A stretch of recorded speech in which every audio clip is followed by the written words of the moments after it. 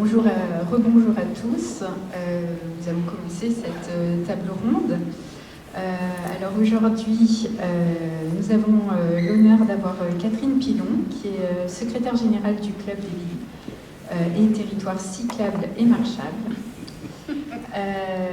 Louis Belenfant, qui est directeur du collectif Vélo Île-de-France, donc une association qui travaille avec la région Île-de-France, notamment sur le RERV. Nous avons aussi Clément Dussong, qui est expert formateur à l'Académie des mobilités actives et qui a fait une thèse sur l'usage du vélo en banlieue parisienne. Et Frédéric Héran, économiste et urbaniste, maître de conférences à l'Université de Lille 1 et chercheur au CLERS de Lille.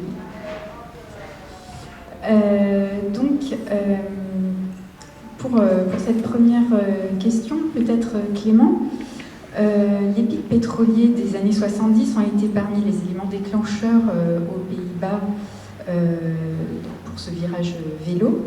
Or, nous entrons dans une nouvelle crise de l'énergie. Alors, est-ce que c'est le moment de repenser notre mobilité et nos modes du quotidien ?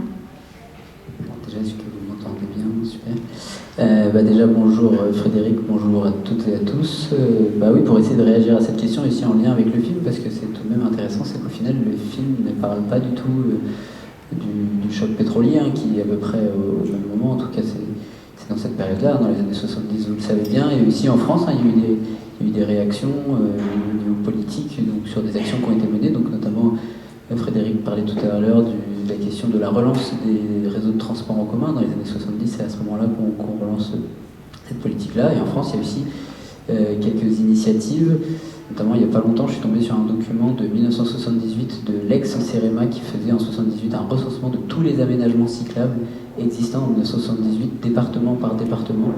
Je suis tombé sur ce document-là qui me semblait être totalement d'une autre époque. Et puis à la fin du document, ils disent bien ce recensement est voué à être mis à jour régulièrement toutes les années. Il n'y a pas eu de mise à jour depuis 1978.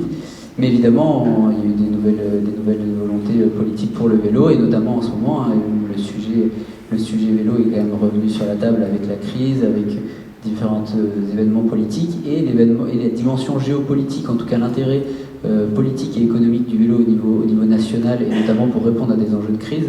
En fait, c'est quelque chose qui me semblait, je pense, il y a encore à peine un an, même avant le Covid, un peu un sujet qui était totalement mis de côté, qui n'était pas du tout présenté d'ailleurs aussi par les assos comme un sujet de plaidoyer vélo, parce que c'était un sujet qui était au niveau national, voire international, alors que la politique et le militantisme vélo vient quand même plutôt du niveau très local. Donc ces liens-là étaient assez peu faits jusqu'à il y a peu, en tout cas moi c'est le sentiment que j'ai. Catherine hoche la tête, donc je pourrais lui passer le micro évidemment, mais en tout cas j'ai l'impression que comme on partait de l'échelle locale en termes de militantisme vélo et même de politique cyclable, cette dimension très nationale, internationale, les liens étaient beaucoup moins faits. Et que évidemment avec les aléas et les événements du moment, on arrive sur une couche supplémentaire en termes d'argumentaire vélo, et évidemment ça ne se substitue pas aux autres, mais celui-ci se rajoute. Catherine, vous voulez réagir Celui-là ? Oui, est-on à un tournant alors pour le vélo ? On est à un tournant, mais je voulais réagir sur l'idée que le penser global et l'agir local étaient récents. Il y a quand même beaucoup de collectivités qui se sont engagées dès les années 80 en digérant le choc pétrolier, alors le deuxième plutôt que le premier peut-être, et en commençant à imaginer que le vélo était un mode de déplacement alternatif intéressant et à creuser. Donc voilà, je pense que les racines sont plus anciennes, mais qu'en effet, des crises, qu'elles soient sanitaires, qu'elles soient économiques ou géopolitiques, renforcent encore le fait que la solution peut être une solution, parce que le vélo, il a tous les avantages, en fait. À chaque fois qu'on nomme une crise, le vélo, il apporte sa solution. Et donc forcément, quand il y a crise, c'est très facile de présenter le vélo comme une partie de la réponse. Donc c'est un mode résilient, mais comme la marche, finalement. Oui. Qu'est-ce qu'il a de plus que la marche, alors ? Il a de plus que la marche, qui représente 3% de la part modale, quand la marche représente 22%. Donc il a de plus qu'il est il est rikiki par rapport à la place que la marche a dans nos villes et qu'il a vraiment intérêt à croître pour être aussi fort que la marche. D'autant plus que les deux sont compatibles et qu'ils ont les mêmes qualités, à savoir ne pas polluer, ne pas faire de bruit et rendre l'espace public à tout le monde. Par contre, il permet d'aller beaucoup plus loin. Et donc, on n'est plus dans une civilisation où marcher 2 heures le matin pour aller travailler est entendable. Donc, évidemment, le vélo et le vélo étendu avec le VAE sont forcément des réponses à une alternative à la voiture, ce que la marche n'est pas dans les déplacements pendulaires de plus de 2 km. Quoi. Oui, tout à fait. Maintenant, peut-être pour passer le micro à Louis, est-ce que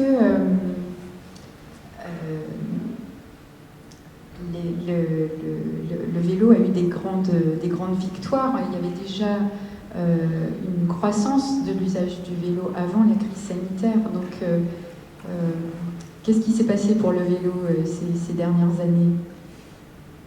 Ça fait lien avec la question précédente. Est-ce qu'on est à un tournant?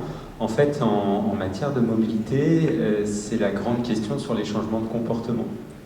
Qu'est-ce qui motive un changement de comportement? Qu'est-ce qui va faire que quelqu'un va abandonner sa façon de se déplacer pour en prendre une nouvelle? Et finalement, ce qui fait que les gens abandonnent leur voiture pour le vélo, c'est pas de leur dire que le vélo c'est bien et que le vélo c'est mieux. Ces discours-là, en fait, ils existent depuis très longtemps. Et pour autant, ils ne sont pas performatifs. Donc on a souvent besoin finalement de crises, de moments charnières dans le changement de comportement. Ce qui va vous faire changer de mode de mobilité, ça va être un divorce, un déménagement ou une crise sanitaire, par exemple, qui fait que les gens tout d'un coup ont peur de prendre les transports en commun. Ça va motiver les gens à se mettre au vélo. Donc on est à un tournant, effectivement, parce qu'il y a eu une crise sanitaire en 2020, on est toujours dedans, et puis il y a eu des événements ponctuels, encore une fois, des bouleversements ponctuels, des grèves majeures dans les transports en commun en Île-de-France, font que du jour au lendemain, vous êtes obligé de choisir un mode de transport. En 1995, pas mal de gens se sont mis au vélo. Mais plus de gens se sont mis au vélo en 2020 et surtout plus de gens sont restés sur les vélos après la crise sanitaire, notamment parce qu'en fait, quand on se met au vélo ponctuellement forcé, moi mon papy m'a parlé de la crise de 95, il vivait à Versailles à l'époque, et en fait il a pris le vélo de ma mère, il lui a dit aujourd'hui tu vas pas au collège à vélo, je te prends ton vélo, moi j'ai besoin d'aller bosser. Sauf qu'il l'a fait 2 jours. Il n'y avait pas d'aménagement, il n'y avait rien. Et en fait, dès qu'il a plu, il a repris sa voiture.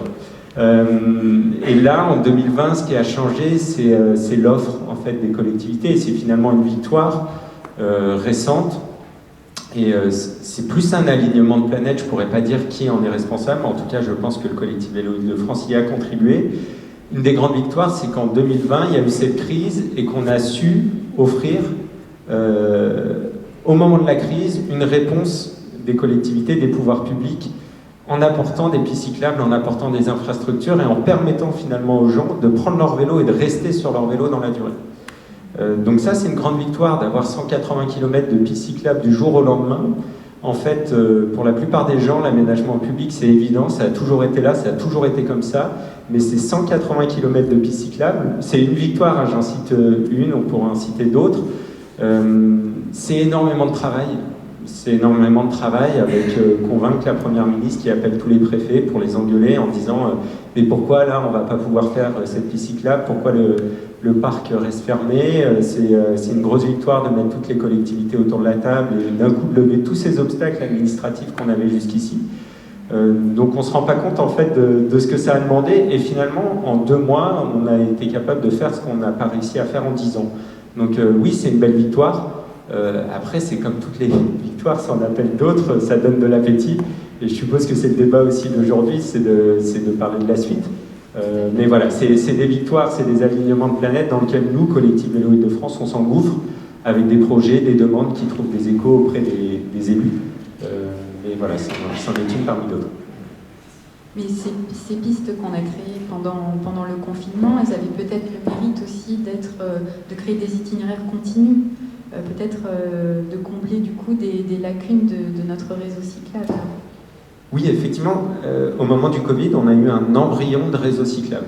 C'est-à-dire que maintenant, ça fait un moment que je parle du RERV, peut-être tout le monde ne connaît pas, mais c'est un projet qui vient du collectif Vélo Île-de-France, d'un diagnostic qui est de dire qu'en Île-de-France, on a à peu près, c'est recensé par l'IPR, 6000 km d'aménagement cyclable, mais 2% de part modale vélo. Donc en fait, on n'a pas de corrélation entre le nombre de kilomètres et la pratique.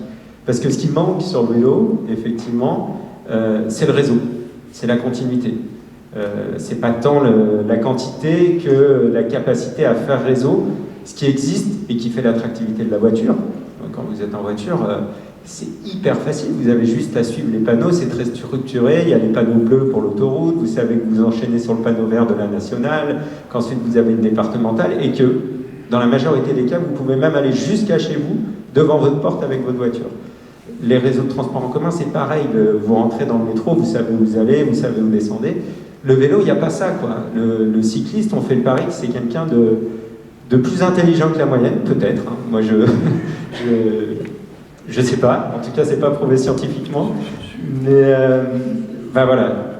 Frédéric est sûr que oui. Mais en tout cas, on fait le pari que le cycliste a un sens de l'orientation plus développé, qu'il est plus débrouillard, qu'il saura finalement trouver une solution.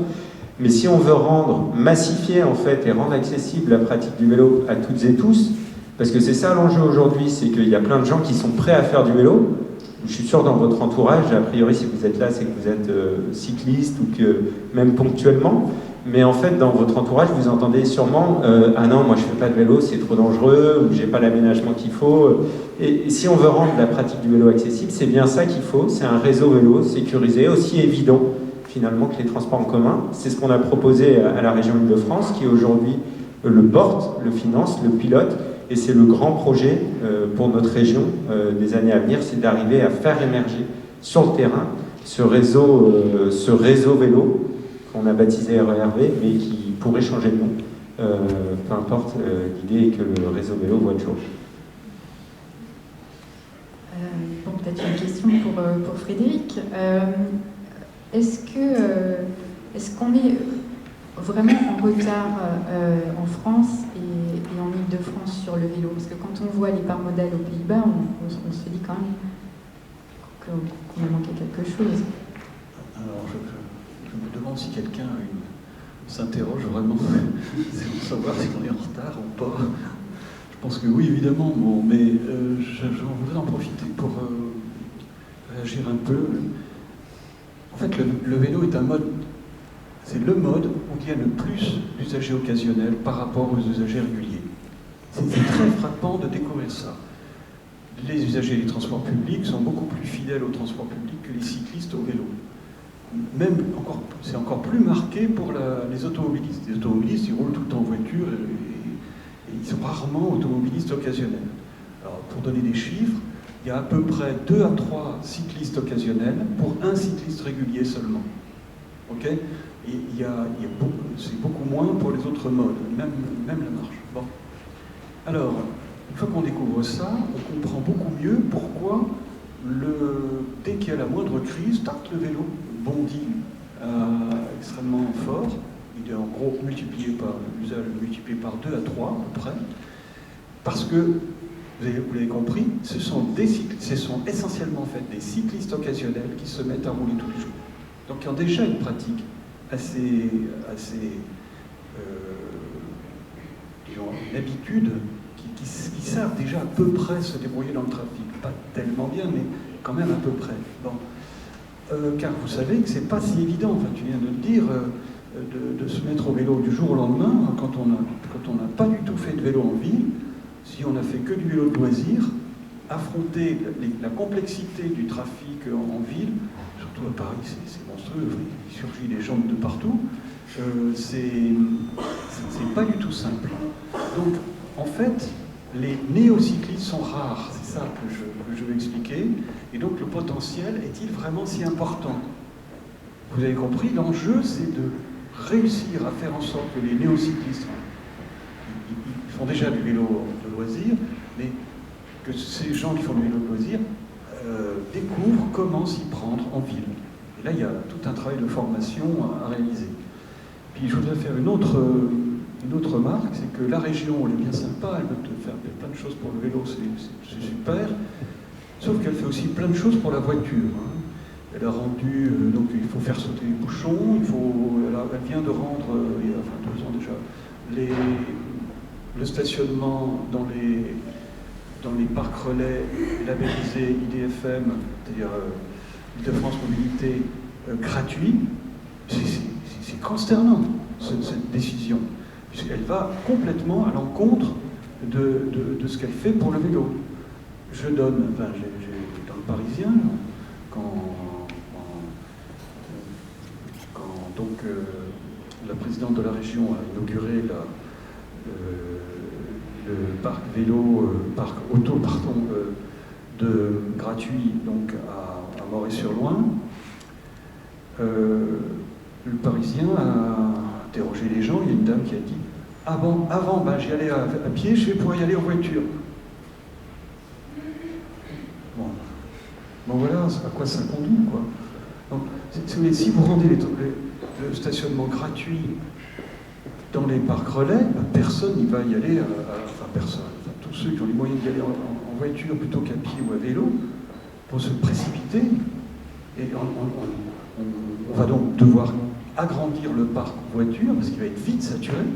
On le voit du côté de l'île, à l'île Armentières, près de Lille, c'est comme ça, ils ont agrandi le parc, il est gratuit pour les usagers du train, alors qu'on est à 1 kilomètre du centre-ville, quoi. Enfin, oui, donc ça n'a pas de sens.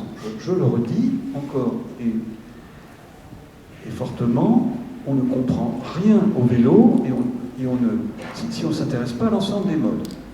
Parlons du cas de Strasbourg, parce qu'avant on l'a évoqué. Pourquoi Strasbourg s'endort sur ses lauriers? Eh bien parce que Strasbourg a tout misé sur le tramway et continue à le faire là maintenant avec la nouvelle municipalité. Donc Ries, l'ancien maire, Roland Ries, l'ancien maire de Strasbourg, il a été président du GART. Le GART qui n'a pas voulu changer son intitulé, groupement des autorités responsables de transport, pas question de devenir groupement des autorités responsables de mobilité. Et il se trouve que je suis au conseil scientifique du GART, c'est consternant de les entendre vous répondre très, très sereinement « Oh, la marche et le vélo, ça ne représente pas grand-chose. » Ils me le disent comme ça, sans aucune honte. Bon, donc tant que le lobby du transport public et tout, continue à ignorer, parce que le mot est trop fort, peut-être un peu, disons, continue à négliger la marche et le vélo, le vélo, il ne va pas grandir. Donc je suis désolé, ce n'est pas qu'une question d'aménagement cyclable, c'est super que la région s'occupe d'essayer de nifier ce réseau, mais tant qu'elle facilite les déplacements en voiture en périphérie, ça ne va pas bouger beaucoup. Donc ça bouge à Paris parce que la mairie a énormément réduit le trafic auto. Je vous rappelle, on a réduit le trafic auto dans Paris intramuros de 60% depuis 1990. On a réduit le trafic auto, vous avez bien entendu, de 60%. Et c'est pour ça que le vélo se développe. Alors évidemment, c'est aussi parce qu'on a fait des aménagements cyclables qui ont pris de la place à la voiture. Il y a presque plus de 2 fois 2 voies à Paris. Beaucoup de boulevards ont été transformés en 2 fois 1 voie, plus aménagement cyclable. Et bien, quand vous calmez fortement le trafic, le premier mode qui en profite toujours et partout, c'est le vélo. Alors, Clément, on parle de Paris, là, mais est-ce qu'on peut aussi faire du vélo ailleurs que dans Paris, en Île-de-France? Oui, j'espère, et puis je pense que le Covid l'a quand même montré. En tout cas, moi, c'était un des sujets de ma thèse, donc j'aime bien répondre à cette question, mais je pense que déjà, avant la pandémie, on voyait justement ce processus de diffusion de la pratique hors de Paris, à la fois sur des itinéraires et des déplacements qui allaient de la banlieue vers Paris, ou de Paris vers la banlieue, mais aussi des politiques cyclables et aussi du militantisme associatif qui se structurait au-delà de Paris et au niveau régional, parce que du coup, Louis pourra évidemment compléter, mais le collectif Vélo Île-de-France, c'est une structuration des associations franciliennes, des associations qui sont évidemment antérieures à la création du collectif, donc certaines des années 70, quelques-unes 80, un peu 90, mais surtout 2000 et 2010.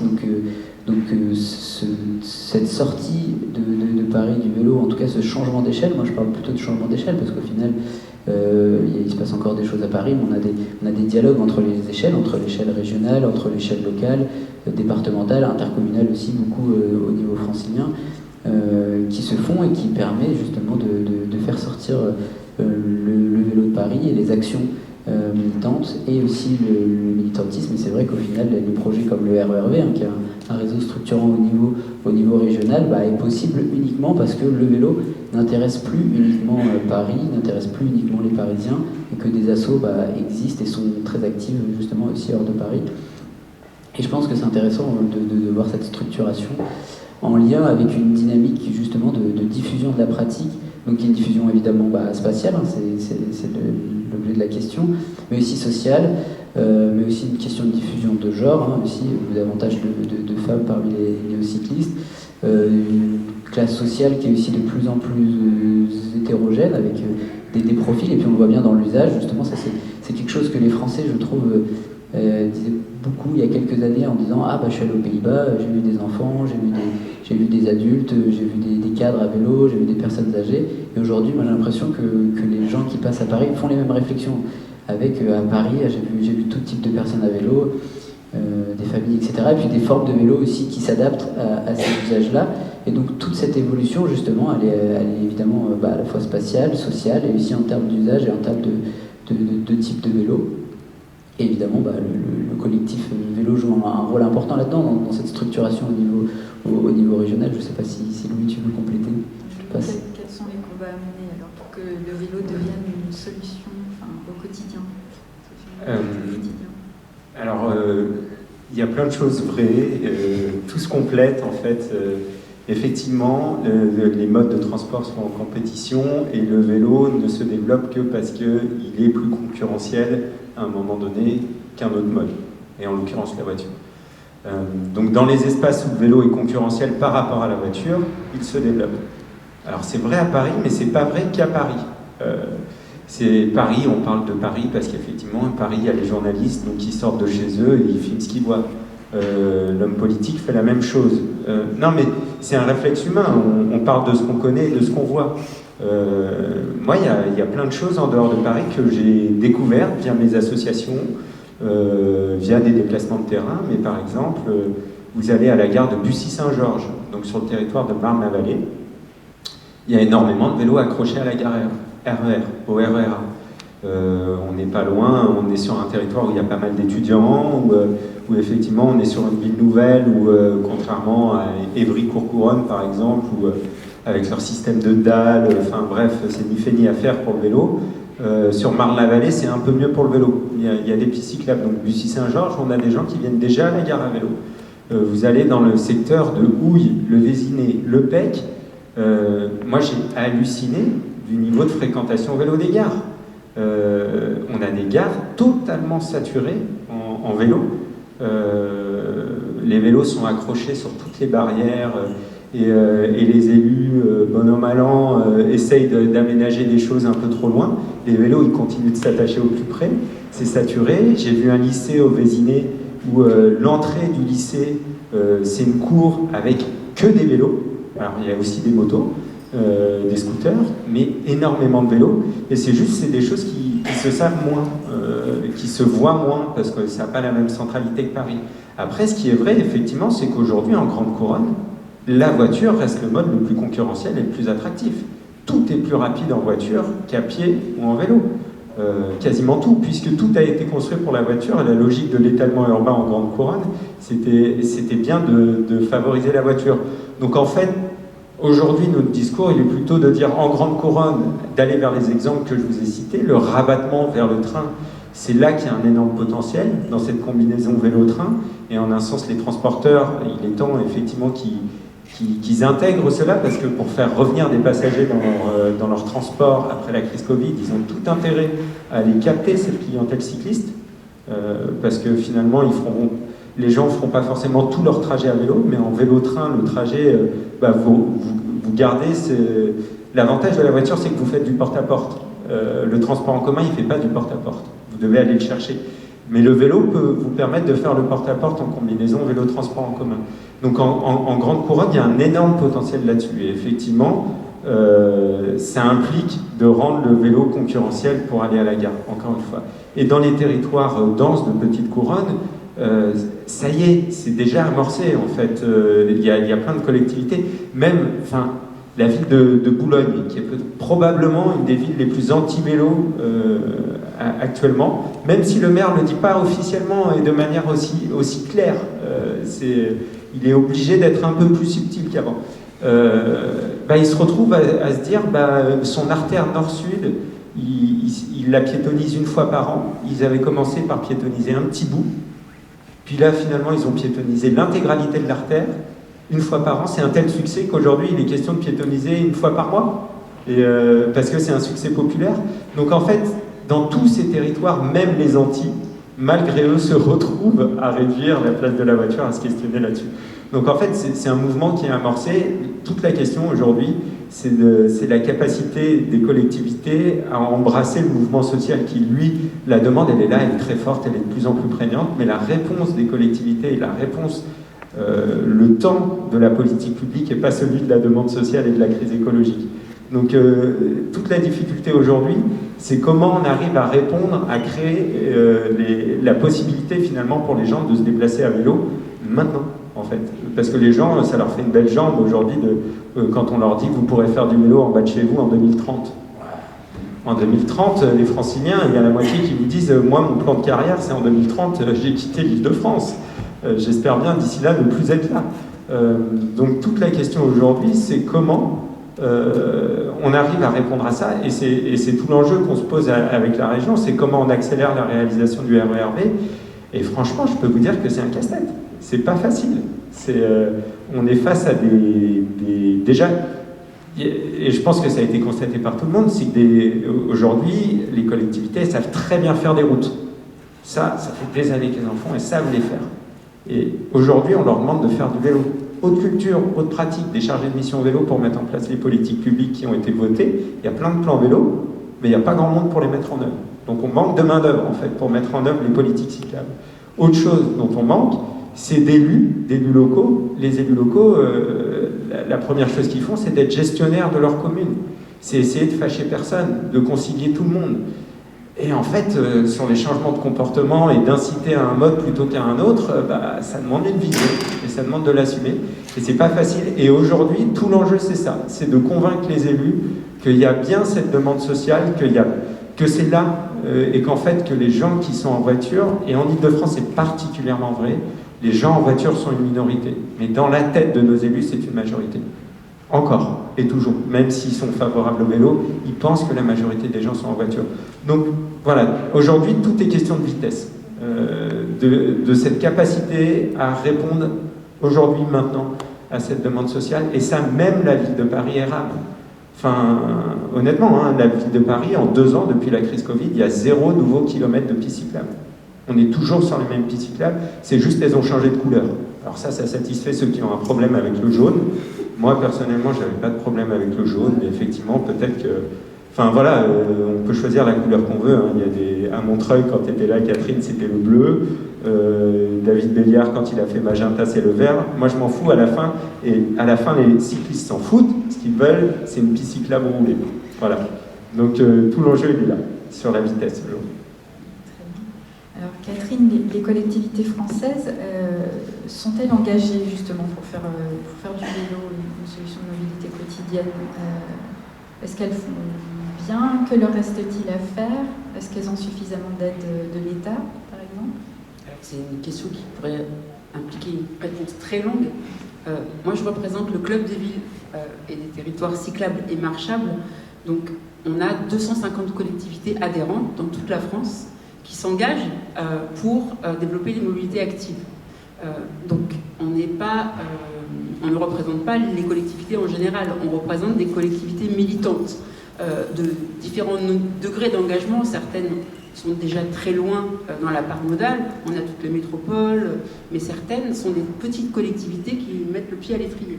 Donc, il est évident qu'il y a une envie de faire dans les collectivités. Et notre ambition, là, c'est d'aller accueillir de nouvelles collectivités collectivités, des communes, des intercommunalités, parce que l'État pense que l'intercommunalité est devenue AOM, est le maillon fort de la mobilité. Aujourd'hui, dans les faits, les communes restent les principales actrices, parce que la voirie est rarement déléguée dans les intercos, pour le moment, ça viendra, hein, mais pour le moment, il y a beaucoup de... La voirie reste au niveau des communes, et comme on le dit très bien le film, développer le vélo, c'est pas que faire des infrastructures. Oui, il faut faire des pistes sécurisées. Oui, il faut faire du stationnement sécurisé. Mais il faut aussi changer la culture vélo en France. Il faut aussi aller conquérir des nouveaux publics. Et donc ça, c'est pas des crédits d'investissement qu'il faut, c'est des crédits de fonctionnement. Et ces crédits de fonctionnement, les collectivités, elles les ont pas tant que ça. Les crédits d'investissement, le fonds qui a été annoncé ce matin, qui a été multiplié par 5 par rapport à ce qu'il y avait dans le mandat précédent, pour la première année en tout cas, ça donne des gages sur le fait qu'il y aura plus d'argent pour investir dans les infrastructures. Ça ne donne pas encore de gages pour savoir comment on va financer le savoir rouler à vélo, qui est le dispositif qui permettra à tous les enfants d'apprendre à rouler en ville comme ils ont appris à nager dans une piscine. Donc ça, c'est un bel objectif, mais aujourd'hui, il n'est pas financé. Il y a un certificat d'économie d'énergie qui a été inventé par la FUB pour financer ce type d'action. Néanmoins, ça durera 3 ans, après ça sera fini, et on aura à financer cette politique. Donc l'enjeu, c'est, pour les collectivités, c'est de financer aussi tout ce qui relève de ces dépenses de fonctionnement. Il faut aussi, sans doute, se lancer dans une campagne de communication plus importante. En France, on vous rabat les oreilles sur... Enfin voilà, la cigarette nuit gravement à la santé, tout le monde a le slogan dans la tête, tout le monde le sait, c'est marqué partout sur les paquets de cigarettes. On a mis les moyens pour essayer de résister à l'augmentation du tabagisme en France. Manger 5 fruits et légumes par jour, pareil, c'est répété, expliqué, on le raconte aux enfants, ça rentre dans les... Faire du vélo et se déplacer à pied, ça reste pas du tout un discours dominant aujourd'hui, et donc il y a vraiment besoin d'un relais fort. Et ça nécessite aussi de l'argent, de faire des belles campagnes de pub. Moi, je suis hyper admirative des Belges, et notamment, je ne sais pas si vous avez vu ces super clips de Bruxelles Mobilité qui montrent les pieds comme l'innovation la plus inventive de toute l'histoire de l'humanité, qui aussi montre avec un type à cheval l'absurdité des bouchons automobiles et la nécessité de réattribuer l'espace public autrement. Donc voilà, on a ces combats-là. Donc nous, on a des collectivités qui sont motivées, qui sont partantes. Certaines ne sont pas adhérentes, mais le sont aussi. Hein. Je ne dis pas qu'il y a que celles qui sont... Il y en a beaucoup plus que 250.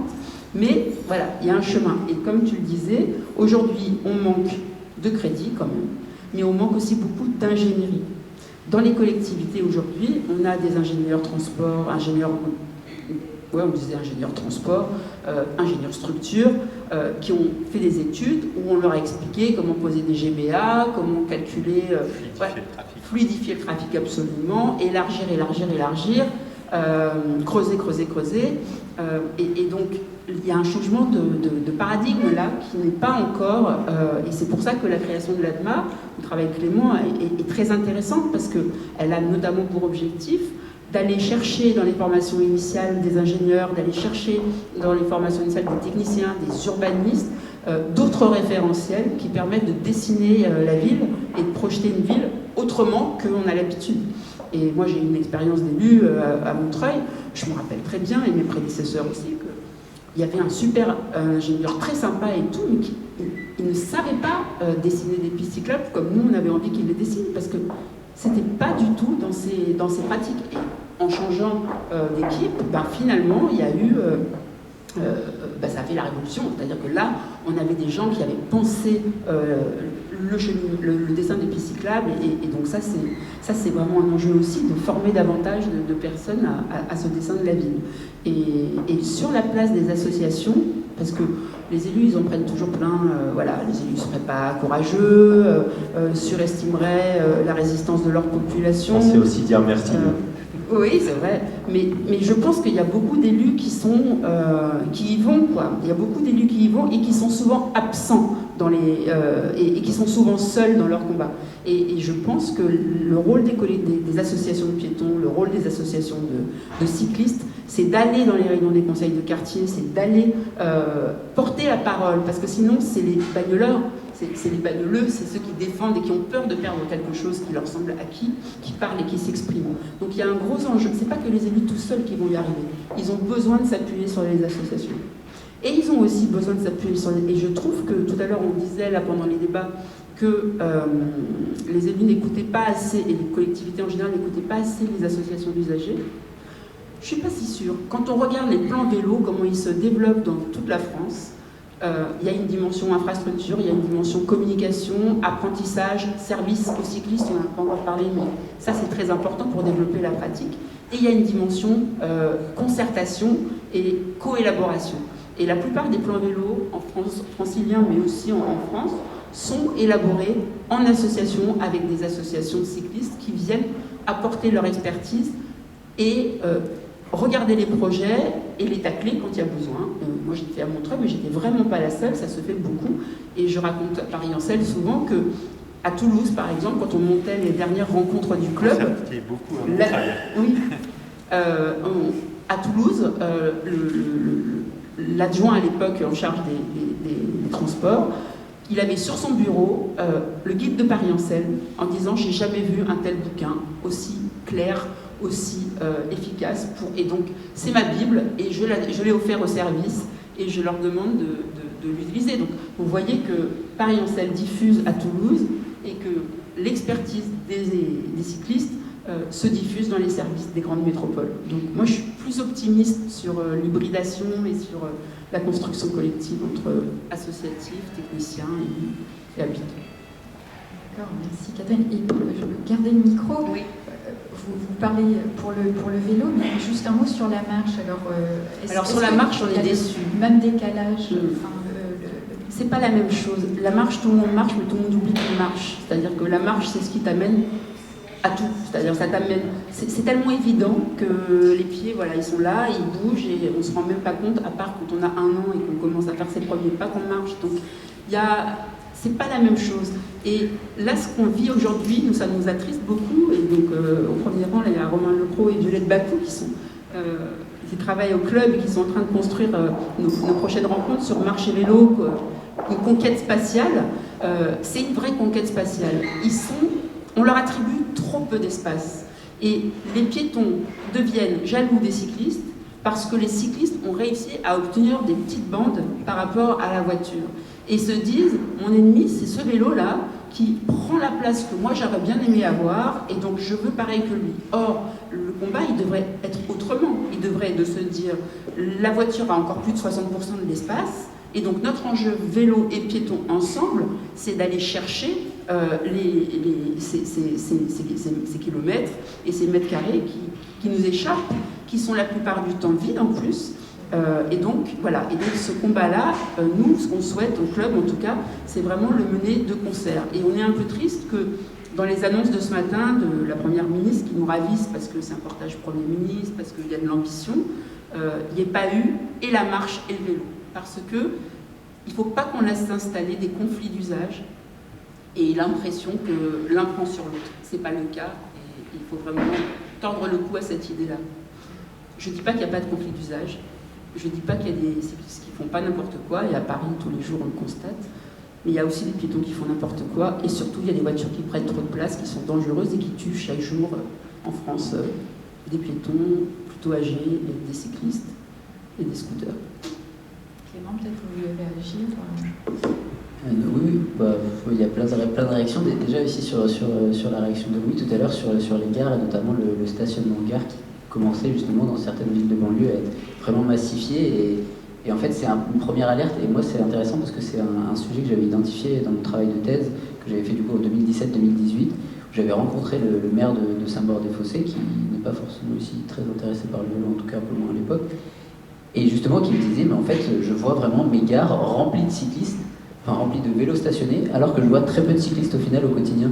Parce qu'en final, ça nous rappelle aussi que le vélo, en fait, il y a aussi une dimension, en fait, certes fugace, mais aussi de se dire, en fait, le vélo, c'est un vrai mode de transport qu'il faut résoudre comme les autres modes de transport. Au final, presque comme l'automobile, il faut réfléchir à des stationnements. Puis notamment, quand l'usage devient important, et c'est ce qu'on voyait aux Pays-Bas, ils nous disaient, en fait, même si nous on arrive à 20-30%, en fait, il y a toujours des challenges, il y a toujours des solutions à imaginer, notamment en termes d'ingénierie, en termes de système de transport, et de se rappeler que le vélo, au final, ça reste un mode de déplacement auquel il faut réfléchir, au-delà des premières victoires militantes et de l'installation d'une pratique. Il faut réfléchir aussi à tout le système qui va pouvoir le supporter, et notamment le stationnement en gare est évidemment un sujet important.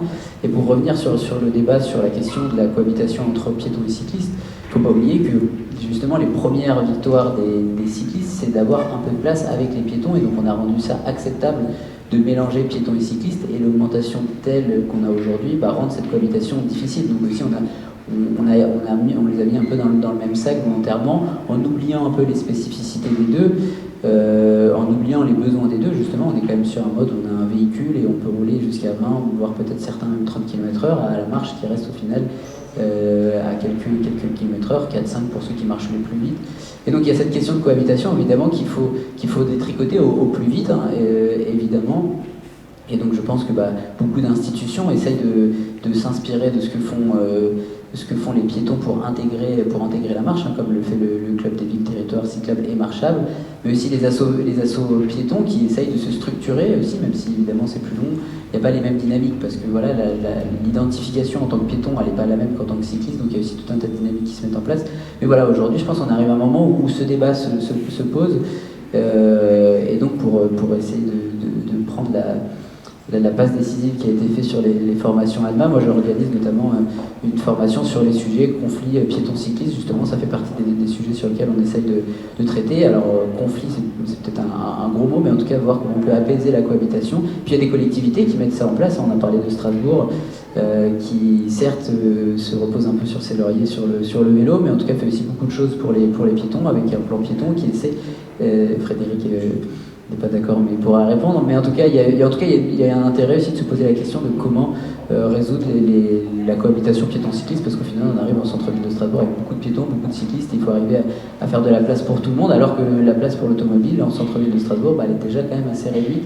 Donc il faut penser aussi à comment proposer des alternatives aux cyclistes, peut-être leur faire des détours, parfois avec des réseaux express qui sont certes un détour spatial, mais en termes de temps, peut-être ça peut être équivalent, et à limiter aussi certaines zones réservées aux piétons aussi. C'est des choses, on a une maturation de la pratique vélo qui peut rendre ce genre de solution acceptable, donc il faut aussi y penser, et c'est pas forcément être contre les cyclistes que de penser ça, mais plutôt de penser justement en termes de système de mobilité avec la marche comme un allié du vélo. Frédéric, vous pouvez réagir? Oui. En fait, je voudrais vous inviter à prendre un peu de recul historique, et en réalité, après-guerre, tout le monde était d'accord, enfin très majoritairement d'accord, pour donner la priorité à la voiture comme moyen d'émancipation, de liberté, enfin vous connaissez.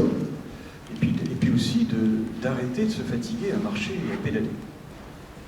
Bon, puis c'était aussi jugé bien plus sûr que le deux roues motorisé, ce qui est vrai. Et aujourd'hui, donc, la voiture est remise en cause, et la question qui se pose, c'est quelle priorité désormais donner aux autres modes. Et c'est donc un débat souterrain qui n'est jamais mis sur la table, sauf à quelques rares endroits dans le monde, notamment en Belgique. La question, c'est est-ce qu'il faut donner la priorité au transport public, au vélo ou à la marche, en gros. Et non, vous avez compris, le lobby du transport public, pour lui, c'est évident que c'est le transport public qui doit constituer l'ossature, comme ils disent, de la mobilité en zone urbaine et interurbaine, enfin, voilà, et puis que doivent s'articuler autour des transports publics les autres modes. Si on réfléchit 3 secondes, on sait tous que la marche est le seul mode de déplacement universel, que tous les autres modes de déplacement sont des véhicules, en fait, nécessitent un véhicule, ce que ne nécessite pas la marche, et sont donc, comme le dit Yann Le Gall fort justement, sont des relais du piéton. Le piéton, en fait, pour aller plus loin, il a de temps en temps besoin d'un véhicule. Donc en fait, nous sommes tous fondamentalement piétons. Et puis la ville, elle s'est construite autour du piéton. Enfin, je veux dire, pas de commerce sans piéton, enfin, c'est évident, quoi. Il suffit de réfléchir 3 secondes. La ville, elle est articulée essentiellement autour du piéton. Donc, en tout cas du piéton qui doit bel et bien sortir un moment de sa voiture, même devant l'hypermarché. Il faut quand même créer un cheminement jusqu'à l'entrée. Alors, une fois qu'on a compris ça, alors la question est finalement quel est le mode de déplacement privilégié? La réponse fuse aussitôt, c'est 1 le piéton, 2 le vélo, 3 les transports publics, 4 la marche. Voilà la hiérarchie des modes de déplacement qui est logique, qui correspond qui est la meilleure sur tous les plans, sauf peut-être un, qui est évidemment la portée des déplacements. Et à pied, évidemment, on ne va pas très loin, quoique, je vous assure qu'en une demi-heure, vous faites déjà 2 km, 2 km et demi, c'est pas rien, quoi. Enfin, c'est pas rien. Bon, alors, ce débat, il a été tranché en Belgique. En Belgique, c'est d'abord la Flandre occidentale qui, dès le début des années 2000, a proposé cette hiérarchie. Ils appellent ça le principe STOP. S-T-O-P, je trouve que ce sont les initiales en flamand de piéton, vélo, transport public, voiture. Puis, c'est toute la Flandre qui a finalement accepté ce principe. Et puis, aux dernières élections régionales, en 2018, c'est aussi la région Bruxelles-Capitale et la région Wallonne qui ont adopté ce principe. Et j'étais invité il y a 10 jours là, à Bruxelles pour justement pour essayer de les aider à comprendre les reports de trafic quand on calme, quand on crée des quartiers apaisés, comme ils disent. Et les quartiers apaisés, c'est ça, c'est priorité aux piétons, au cœur des quartiers. Des enfants qui doivent pouvoir aller à l'école, jouer dans la rue, etc. Sans dépendre forcément des parents. Et alors évidemment, ça peut créer des reports de trafic. On avait demandé d'intervenir à ce sujet. En fait, il n'y a pas vraiment... ces reports sont assez faibles. Et grâce à l'évaporation du trafic, c'est pas un faux problème largement. Bon, donc en tout cas, cette hiérarchie, elle est vraiment débattue en Belgique et mise en place. Et nous, on n'a toujours pas compris, on n'est toujours pas en France. Cette hiérarchie, elle est dans quelques PDU, plan de déplacement urbain, de quelques villes, mais elle est loin d'être déclinée. Alors quand on prend l'exemple de Strasbourg, ils ont sorti un plan piéton remarquable en 2012, ainsi qu'effectivement un plan aussi pour les Vélostrasse, c'est-à-dire les fameuses rêves, c'est le nom donné localement au réseau express vélo, et puis ils n'ont rien fait. Et puis le transport public a été priorisé, à cause, comme je l'ai dit, avec Roland Ries. Et depuis que la gauche, les écolos en fait, sont au pouvoir en 2020, et malheureusement la politique n'a pas changé. Et Alain Youn, que je connais très bien, on a fait nos études ensemble, qui est aujourd'hui à la manœuvre, voilà, 600 millions d'euros pour le tramway, encore des extensions de tramway, 100 millions pour le vélo, mais on n'en a pas encore vu la couleur, et rien d'annoncé pour la marche. Voilà où on en est à Strasbourg. Donc Strasbourg n'a pas compris qu'il y a ce débat. Pourtant, je vais bien expliquer, Alain, et je serai dans 3 jours à Strasbourg pour en débattre avec vous. Voilà, c'est comme ça. Voilà, donc ce principe STOP, il est quand même débattu à l'étranger. Bogota a beaucoup travaillé là-dessus. Et effectivement avance bien dans ce sens. Autrement dit, on est là pour parler de vélo, et je vous parle marche, je vous parle transport public, je vous parle d'autres choses.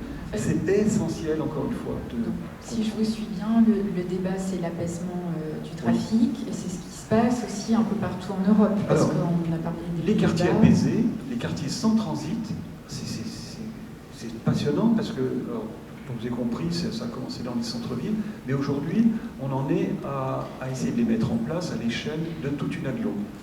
Ces quartiers apaisés, c'est la région de Bruxelles-Capitale, tout entière, qui a décidé de les mettre en place.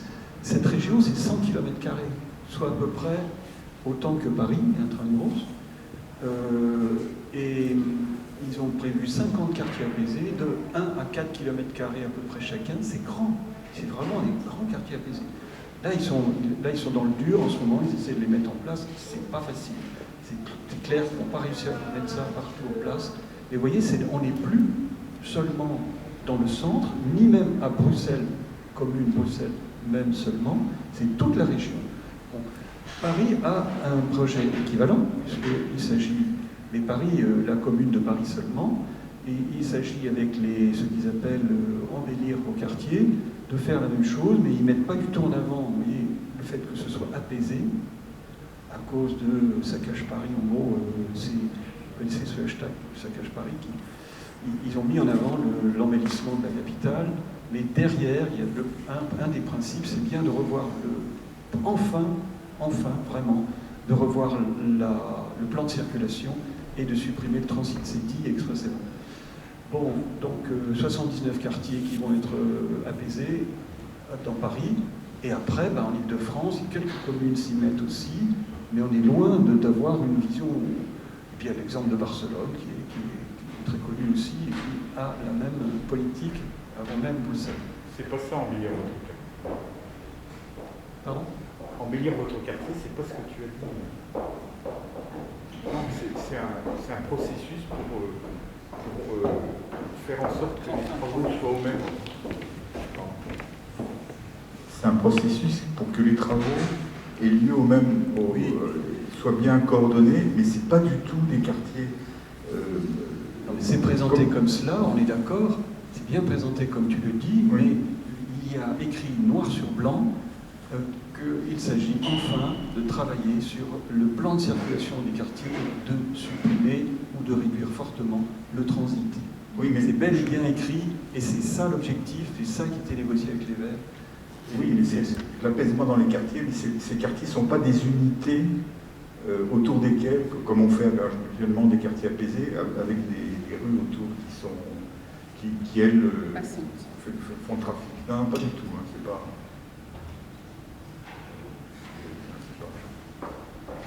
Je voudrais juste revenir sur un truc de transport en commun. Ouais, si je peux me permettre, je voulais revenir sur les transports en commun et sur l'opposition transport en commun, vélo.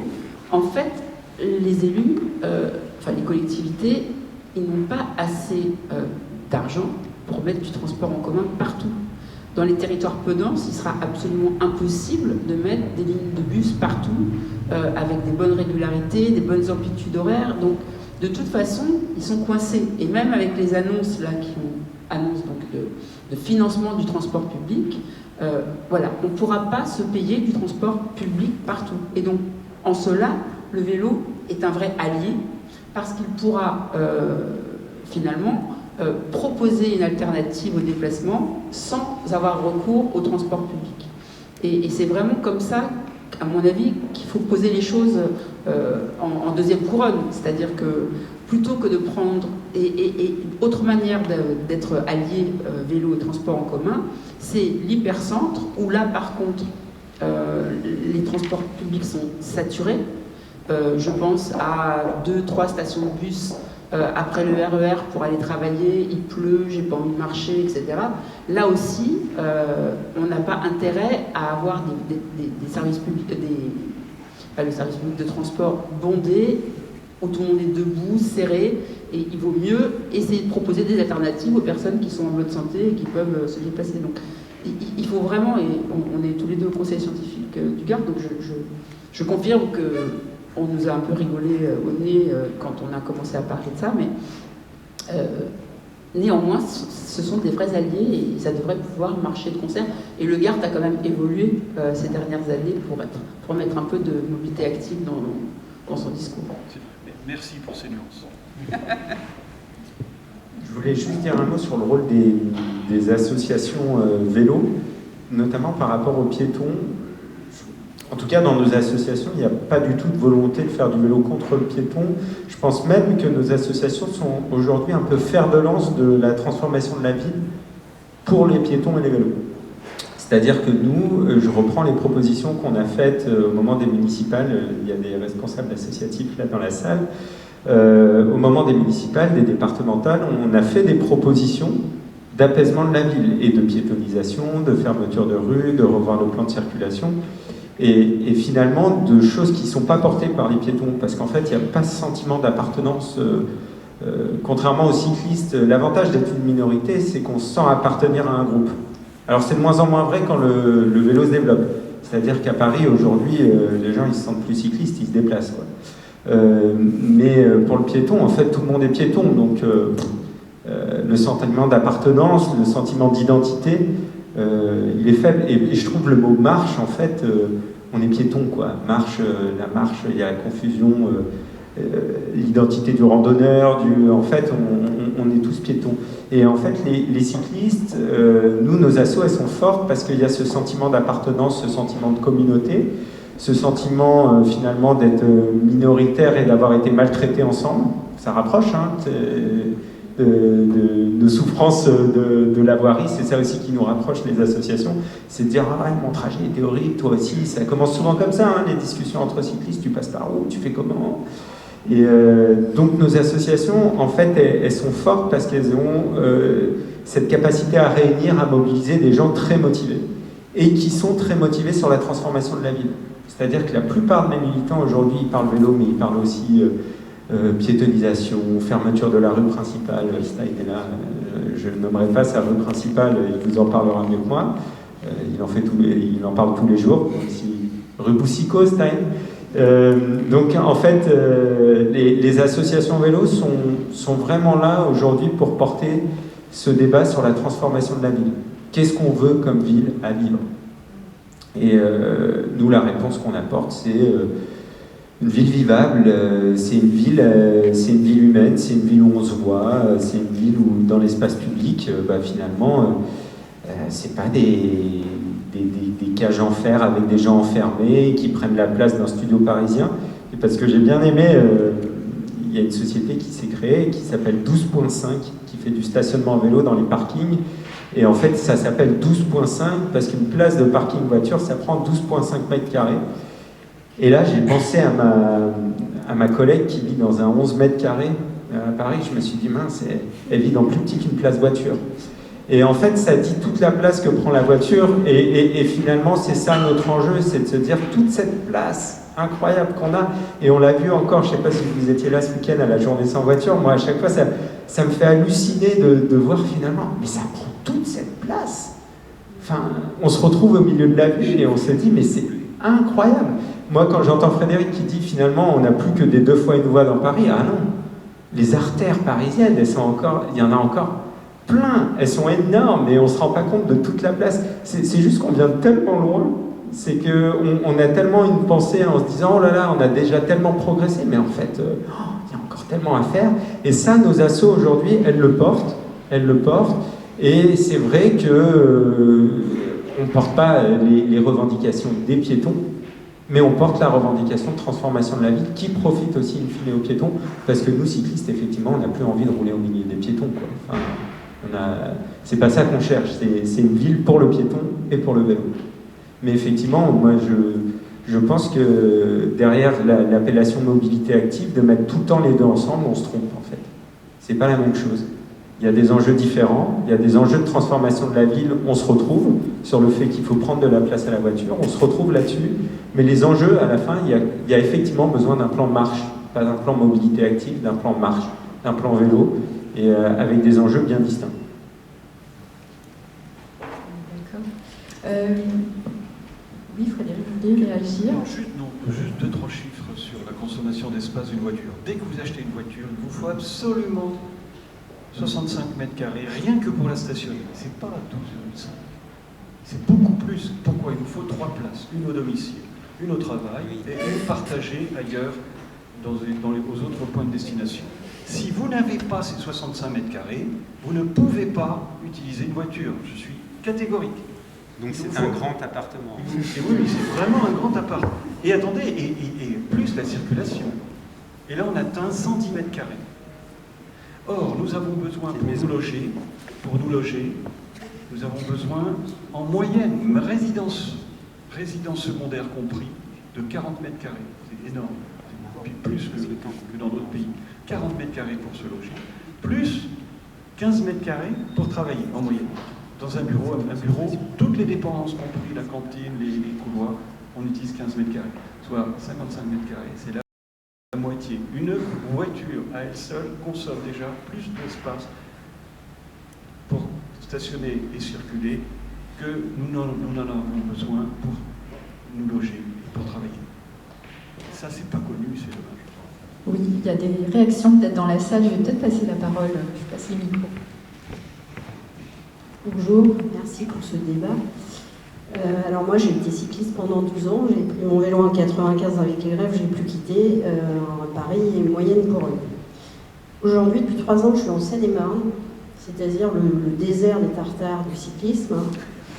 Et on parlait tout à l'heure du partage voiture, des modes de déplacement, l'intermodalité. Il n'est pas possible de faire du cyclisme, du vélo de café, ce que vous voulez, sur des axes autoroutiers en milieu rural. Émerge aussi notre problématique, c'est qu'en milieu rural, on est un peu à Paris dans les années 70, c'est-à-dire qu'il n'y a que la voiture. Les gens n'ont plus de pratique de leur territoire, même en marche. C'est-à-dire qu'à part les 2-3 randonneurs motivés du secteur, les gens vivent chez eux, vont au centre commercial à l'agglomération la plus proche, donc font en moyenne 20-25 km, puisqu'il n'y a plus de commerce dans les milieux ruraux, il faut aller sur les agglomérations les plus proches. Et finalement, le tout voiture, ça crée ce qu'on a vu partout, la désescalade est très compliquée. Les gens n'ont plus de pratique de leur territoire, plus de connaissance de leur territoire, même s'ils veulent passer à la marche. Même moi qui suis depuis 3 ans, je découvre des gens depuis 25 ans ne connaissent pas les chemins pour traverser d'un mot à l'autre, etc., de façon sécurisée. Ils ne savent même plus, en fait. Et finalement, dans la ruralité, l'ensemble des routes sont des routes départementales, hein, pour simplifier. C'est-à-dire qu'il n'y a même pas de quartier réservé piéton. Donc, quand on parle vélo, on organise une fête du vélo, la mi-octobre, où M. Héron va venir.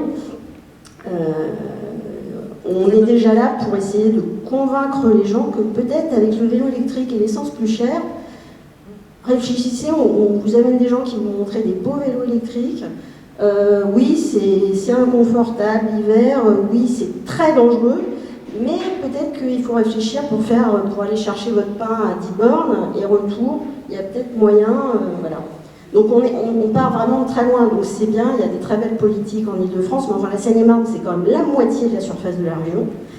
Et je pense que si on met bout à bout tous les bouts, c'est quasiment la moitié de la surface de la région, c'est énorme. On pourrait diviser 3 départements. Si vous mettez bout à bout les pistes cyclables existantes et les pseudo-projets qui existent, vive le RERV, hein. C'est ridicule, quoi, c'est ridicule. Et les élus n'ont aucune volonté de faire quoi que ce soit pour le vélo. Alors, par rapport à la surface, il y a très peu d'associations militantes qui sont essentiellement concentrées sur les quelques agglomérations qui sont les plus proches de l'agglomération parisienne. Mais concrètement, en termes politiques, vous avez quand même des discussions, j'aime à dire, un élu qui n'est pas très loin de là où va avoir lieu la fête, m'a quand même tenu sur un atelier énergie et climat. Je lui dis, il faudrait quand même envisager de mettre des trottoirs sécurisés du centre urbain jusqu'à quelques voies bus qui passent 2 fois par jour pour sécuriser le déplacement au moins des enfants et des adolescents. Et on m'a dit, on ne peut pas mettre de trottoirs pour sécuriser ces voies-là parce que ça enlèverait le caractère rural de la commune. Voilà, donc on est vraiment dans, moi j'appelle ça vraiment les politiques pompidoliennes dans le plus pur.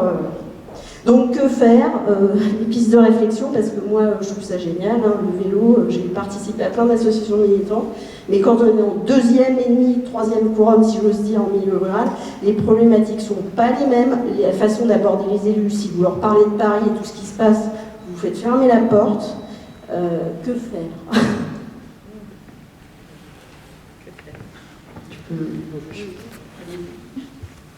Je réponds, vous voulez prendre plusieurs questions? C'est dans la même peine. Bonjour. En fait, moi, j'avais juste un tout petit clin d'œil à faire d'abord sur le Vésinet et Saint-Germain-en-Laye, qui est ma ville d'origine. Ce sont les zones où le vélo a résisté, je crois, dans la région parisienne. Frédéric voit approuve d'avance ce que je veux dire, donc à résister le plus longtemps.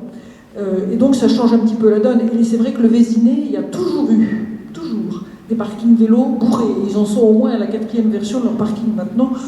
Je n'ai pas suivi, j'y passe plus tous les jours. Mais il y a plein d'explications géographiques, urbaines, voilà, la proximité du RER. Non, et culturelles. Car très clairement, les citoyens, et notamment les dames, les mamans, n'avaient absolument pas besoin de la voiture pour afficher leur statut social.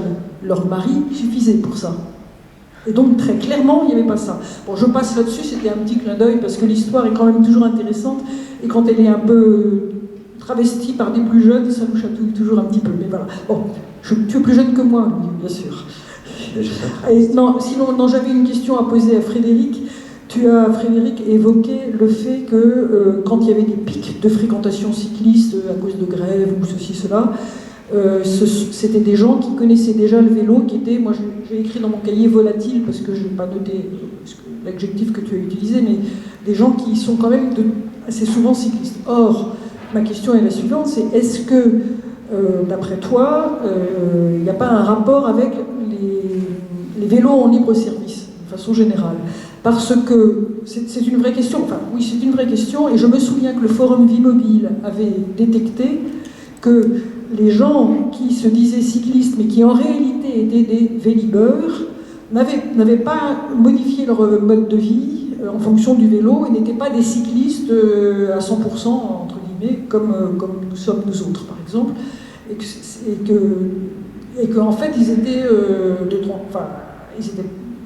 est-ce que je me fais comprendre? Enfin, occasionnel en tout cas, voilà, oui c'est ça. Et je me demande s'il n'y a pas un effet pervers finalement, pour résumer ma question, ou un rapport avec la grande prégnance des vélos en libre service.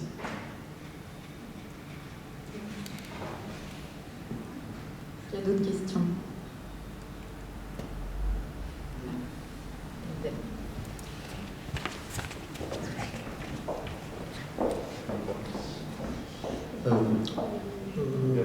Moi j'ai été très intéressé par la fin du film, hein, où, je ne sais pas si vous étiez tous là dans la salle, mais on voyait qu'il y avait de plus en plus de vélos, qu'il y en avait peut-être trop, que ça devenait un problème et qu'il fallait inventer des nouvelles solutions.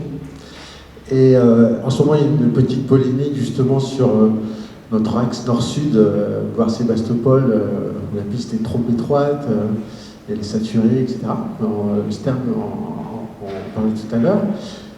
Mais est-ce que dans une ville qui est une des plus denses du monde, on le sait, qui a toujours été saturée, même avant les voitures, est-ce que finalement on ne va pas en 2030 vers une saturation cyclable de Paris, comme il y a eu une saturation de voitures et d'autres saturations avant? Voilà. Est-ce qu'on n'est pas déjà en train d'arriver vers une congestion des vélos dans un endroit aussi dense et où l'espace public est aussi petit, juste matériellement, par rapport au nombre de gens susceptibles de l'utiliser? Ça fait déjà 3 questions. Je commence. Sur la dernière question, la mairie de Paris, elle publie ses bulletins tous les trimestres de la circulation à Paris. Quand elle regarde les compteurs, qui sont les compteurs historiques qui permettaient de mesurer l'évolution de la pratique du vélo, elle est à moins 25%. Quand elle regarde la totalité des compteurs qui sont installés, il y en a 120, elle est à plus 25%. Donc la réponse, elle est là-dedans à mon avis. C'est-à-dire que continuer à rouler sur Sébastopol avec la largeur qu'elle a aujourd'hui, c'est pas agréable. Par contre, sur les bords et dans les parallèles, il y a plein d'autres axes qui sont tout à fait faciles à circuler. Et donc, on ne pourra pas tous rouler sur des routes express à fond. Et je pense qu'il y aura une redistribution entre les cyclistes motorisés, pressés, professionnels, livreurs ou autres, qui peut-être iront sur cette piste-là. Et il faudra inventer des réseaux qui doublent ça, et qui seront plus tranquilles et où il y aura moins de monde. Mais en effet, mais là, on est à une période charnière où il va falloir changer d'échelle en termes d'équipement et d'infrastructures cyclables à cet endroit. Et on voit que plus le temps passe, certes ça prend du temps à se réaliser, mais plus les pistes sont larges, quoi. Et peut-être que Sébastopol, aujourd'hui, elle aurait été encore plus large. Mais bon, je laisserai les spécialistes. Ouais. Je voudrais revenir sur la Seine-et-Marne. Et puis après, C'était pour rebondir sur ça. Alors, vas-y. Ouais, pour le coup, je ne suis pas tout à fait d'accord. Je pense qu'il y a encore nettement de la marge sur Paris. Enfin, le boulevard de Sébastopol, en l'occurrence, c'est pas la place qui manque. On sait où elle est, cette place. Après, on peut être d'accord, pas d'accord. Il faut développer les axes parallèles, mais il faut aussi élargir sur Sébastopol. Il y a de la place. En fait, dans Paris, il y a de la place. Moi, je vous en trouve de la place. Il y en a toujours. C'est ce qu'on a dit. Abel, certains sont pas d'accord. Moi, je pense et en tout cas, nos associations pensent, les associations parisiennes, qu'il faut à la fois, faut ceinturer bretelles si on veut développer le vélo. Et il y a de la place, il y a encore de la place et il y a de la marge. Et si on commence déjà à dire, en fait, il y a des bouchons de vélo, oh là là, problème. Moi, je dis, il y a des bouchons de vélo, oh là là, victoire. C'est une très bonne nouvelle qu'il y ait des bouchons de vélo. En fait, aujourd'hui, ce qui se passe dans l'espace public, c'est qu'on a eu un coming out du vélo. C'est-à-dire que moi, j'entends les gens qui ne sont pas venus à Paris depuis 2-3 ans, je les vois, ils sont « Oh là là, il y a plein de vélos, mais ça ne s'arrête jamais ». Et effectivement, ça a changé, ce qui fait que c'est très dur maintenant de revenir en arrière, parce que visuellement, alors que ce n'est pas vrai forcément statistiquement, on n'a pas doublé, triplé, quadruplé l'usage du vélo. Ça a progressé, 25%, mais visuellement, le ressenti, effectivement, est très très fort. On a l'impression que, oh là là, Paris est saturé de vélo. Non, plus 25%. Donc, il y a encore de la marge et il y a encore de l'espace. Et moi, je pense qu'il faut les deux, doubler Sébastopol. D'ailleurs, c'est une promesse politique. Donc moi, je suis pour la réalisation des promesses politiques à partir du moment où ça a été annoncé et pour la réalisation des axes parallèles. Moi, je ne suis pas là pour commenter la politique cyclable parisienne, certainement pas, hein, mais posons-nous quand même la question sur les quartiers apaisés. L'idée, c'est de déterminer une hiérarchie des voies avec des axes principaux où on laisse les voitures rouler, et puis des axes et des quartiers apaisés où là, on les empêche de traverser les quartiers. Et donc, tous les axes parisiens ne pourront pas être vidés des voitures. Donc moi, c'est ça que je pose comme problème. C'est-à-dire que, est-ce qu'on a intérêt à diffuser la circulation automobile dans toutes les rues de Paris, ou est-ce qu'on a intérêt à la laisser quand même s'exprimer sur Sébastopol ou sur des grands, ou sur le boulevard Saint-Germain, voilà, qui est un autre exemple de rue qui a pris de la circulation un petit peu avec les changements. Voilà, mais c'est pas à nous, moi, de trancher, certainement pas. Donc, voilà, je pense que la solution n'est pas toujours d'élargir la piste cyclable non plus. Parfois, il faut créer plein de parallèles qui fonctionnent bien aussi. Je voudrais revenir sur la Seine-et-Marne. Moi, j'ai pas de recette, évidemment. Ce que je sais, c'est que dans la dynamique associative de notre association, depuis 3 ans, on a de plus en plus de communes de deuxième couronne qui adhèrent. En Seine-et-Marne, à Évry-Courcouronne, on a parlé de l'urbanisme de Dalle. Donc il y a de la volonté des collectivités de faire quelque chose, je ne dis pas toutes, hein, mais de plus en plus de collectivités, là il y a Melun qui nous rejoint, il y a des envies de faire. Et donc l'ADEME avait monté un dispositif, un C2E aussi, qui s'appelait À Vélo, et qui était une manière d'accompagner des collectivités de petite taille à monter des plans vélo en leur finançant un poste de chargé de mission vélo, en leur finançant des études préalables pour penser un schéma vélo et en finançant même des infrastructures derrière avec le fonds mobilité active. Donc, ça a eu lieu 2 fois déjà. Il y a même eu un troisième appel à projet. Et on voit que dans ces territoires-là, les collectivités, elles a vraiment aidé à mettre le pied à l'étrier. Donc je pense que la solution à ce que vous évoquez, quand il y a de la volonté politique, hein, après, sinon c'est un travail de conviction, de lobbying, d'assaut, de partis politiques, mais il y a besoin, peut-être que dans ce nouveau fonds vélo qui est inventé et qui a été beaucoup mieux doté, annoncé ce matin par la Première ministre, il faut, enfin nous c'est ce qu'on fera, défendre l'ingénierie et l'appui aux collectivités pour vraiment pouvoir se saisir de cette opportunité et construire des solutions. Parce que la solution, c'est en effet de sécuriser ces cheminements. Ça peut être le long des routes départementales, mais ça peut aussi être dans les réseaux secondaires qui sont autour. C'est-à-dire qu'en milieu rural, il y a plein de routes qui sont très peu utilisées et qui peuvent être réaffectées uniquement à de la circulation piéton ou vélo.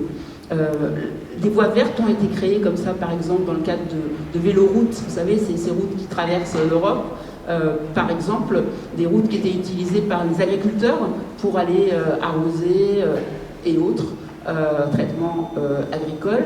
Eh bien, ces routes-là, elles n'étaient pas autorisées au vélo. Elles sont maintenant, avec le décret voie verte, c'est plus souple. On peut admettre qu'une voie qui est accessible à des véhicules motorisés comme des tracteurs sont accessibles aussi au vélo et peuvent être classées voie verte et apparaître comme telles. Et là, on arrive à avoir un maillage vélo vachement agréable, où t'évites la départementale qui, même avec une bande protégée, franchement, quand t'as des camions qui passent à côté, même si t'as un GVA, c'est quand même pas agréable, ça décoiffe.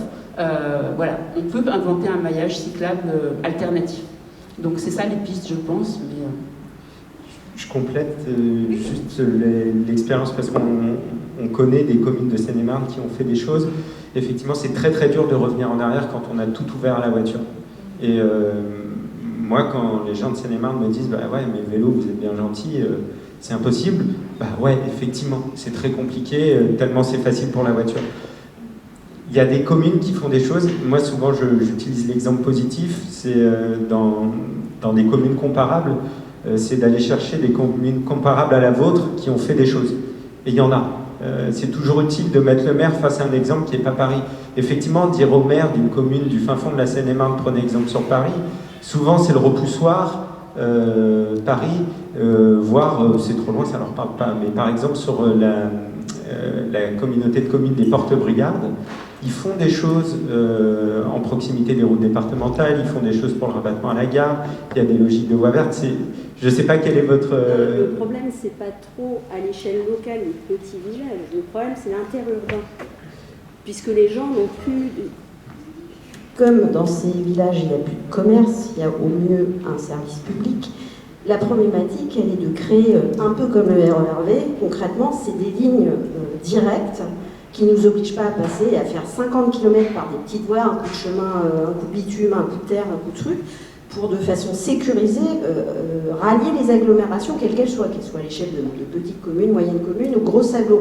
Mais globalement, le problème du trafic, c'est un trafic interurbain, aussi bien pour rallier les quelques gares qu'il y a ou les quelques voies bus qu'il y a, que rallier les commerces, rallier les écoles, rallier les collèges. Donc le problème, il est dans l'interurbain. Et quand on interroge le département sur ces questions-là, alors il parle du truc touristique, là, route. On a l'impression d'être sur la planète Mars, quoi, en termes de réponse. Donc, Et parce que en fait la réponse, et je suis désolé, du coup la réponse n'est pas seulement vélo, c'est ça que je voulais vous dire aussi, c'est que tant qu'en fait le commerce il est effectivement à 15 bornes ou accessible qu'en voiture, c'est aussi l'urbanisme en fait. Oui, c'est pas seulement... C'est la question de la culture que vous posiez tout à l'heure, c'est-à-dire que si les gens sont dans une culture voiture, les commerces se sont vidés des villages, donc maintenant les commerces sont loin à des grandes agglomérations. Pour repartir en arrière, il faudra déjà que les gens aient une pratique locale de déplacement, même entre deux communes. C'est pas le cas. Donc si vous voulez, ça va pas faire venir du commerce alors que ça se mange, ça tourne en rond, si vous voulez. Oui. Là encore, un petit recul historique. Ce que vous dites a l'air effectivement sans issue, ça a l'air terrible à vivre. Et en fait, on disait exactement la même chose pour Paris dans les années 60. Toutes les places, je dis bien toutes les places publiques n'étaient que des parkings à Paris à cette époque. Il y avait un parking devant... Il y a un site internet d'ailleurs qui s'appelle quand Paris était un vaste parking. Vous rentrez ça, vous trouverez des photos incroyables. Donc c'est un blog où quelqu'un s'est amusé à mettre que des photos de places parisiennes bourrées de voitures. Et pourtant tout ça a disparu. Et déjà depuis un moment. Donc ce qui paraissait inimaginable, j'ai bien dit, vraiment inimaginable, hein, dans les années 60, est advenu finalement. Et bien vous allez vivre la même chose. Et ça vous paraît totalement impensable aujourd'hui qu'on puisse faire reculer la voiture en grande périphérie. Et pourtant, il y a plein de signes qui commencent à apparaître. Par exemple, paraît peut-être pas votre commune, mais il y a des communes qui commencent à faire des trottoirs. Pourquoi? Parce que les parents en ont marre d'accompagner leur enfant à l'école en voiture. Et ils voudraient, ils habitent à 300 mètres, ils sont obligés de les accompagner en voiture parce qu'il n'y a pas de trottoir. Ou plutôt, il y a un trottoir, mais qui est occupé par leur propre voiture, d'ailleurs. Okay? Donc, il y a un moment, les parents se rendent compte de l'absurdité de tout ça. Et donc, je me balade pas mal en Seine-et-Marne et je vois des écoles où désormais il y a des barrières à l'entrée de l'école le matin et sur 50 mètres, pas de voiture. C'est des choses qui étaient inimaginables il y a 10 ans, qu'on commence à voir poindre ici ou là. Donc il y a de l'espoir, je vous raconterai ça. Et puis un mot quand même sur l'encombrement du Sébasto. En fait, quand on regarde par exemple les flots de vélos à Copenhague, on peut encore doubler le flot de vélos sur le Sébasto sans problème, à mon avis. Parce que là, on est à quoi, 20 000 vélos jour, pas loin. Non, mais c'est aux heures de pointe. Oui, alors exactement. Alors, en plus, c'était ça que je voulais dire. Le vélo est un mode de déplacement d'heure de pointe. Et souvent, on vous dit, il n'y a pas de cyclistes. D'ailleurs, vous voyez des photos qui montraient, regardez, vous avez les gens cyclables qui sont vides à Paris, mais c'est pris à 10 h du matin.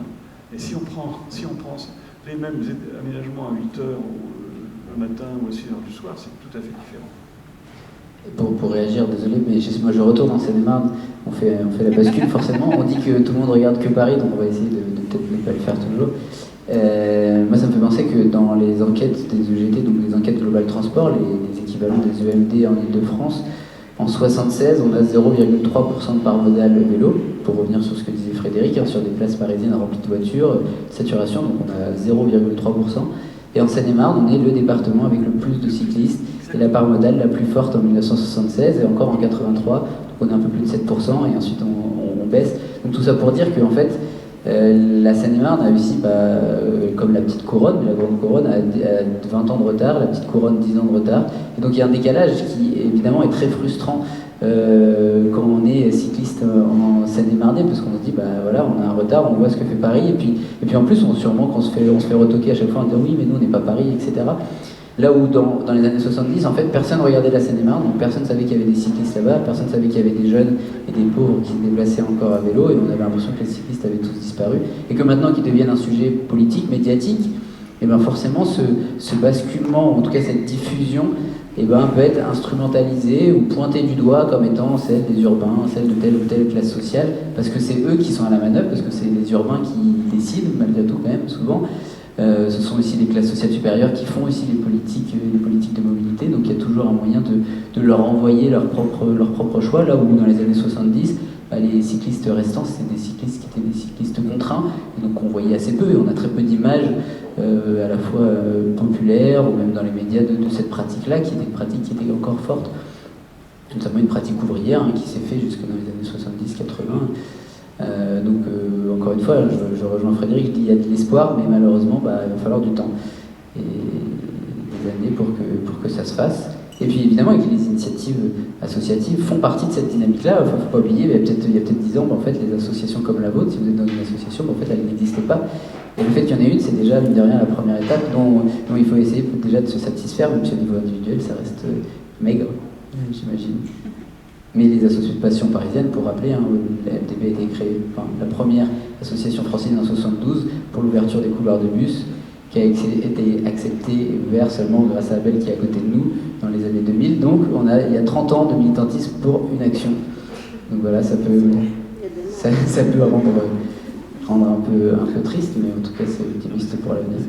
On va peut-être essayer d'accélérer quand il y aura le nouveau plan de déplacement de mobilité pour l'Île-de-France, ou encore le schéma directeur. On espère que tout ça ira dans le bon sens, parce que voilà, plusieurs crises entre le pouvoir d'achat, crise sanitaire, crise climatique, etc. On peut espérer que les modes résilients que sont la marche et le vélo reprennent un peu le dessus sur les modes motorisés. Donc il se fait tard, on va devoir arrêter, désolé, la table ronde.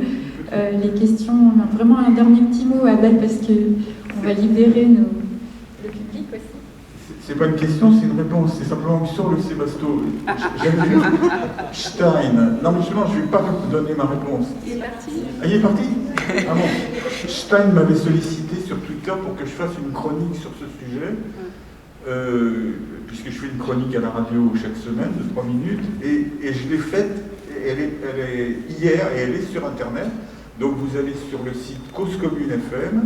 Mon émission s'appelle Rayon Libre, et à la fin de l'émission, vers la 25e minute, vous aurez ma réponse sur Sébasto, et la semaine prochaine, je la compléterai. Super, alors puisqu'on en est aux pages publicitaires, vous allez pouvoir trouver ici les cartes sur la marchabilité en Île-de-France. Je vous laisse les regarder. Vous avez la métropole et quelques communes. Et puis, à l'avant, la médiathèque vous a concocté toute une sélection d'ouvrages et de publications de l'Institut. Pardon, Julie. Et en distribution. En consultation et en distribution. Voilà, vous pouvez vous servir. Et ben, merci beaucoup à vous tous. J'espère que vous avez passé un bon moment. Merci.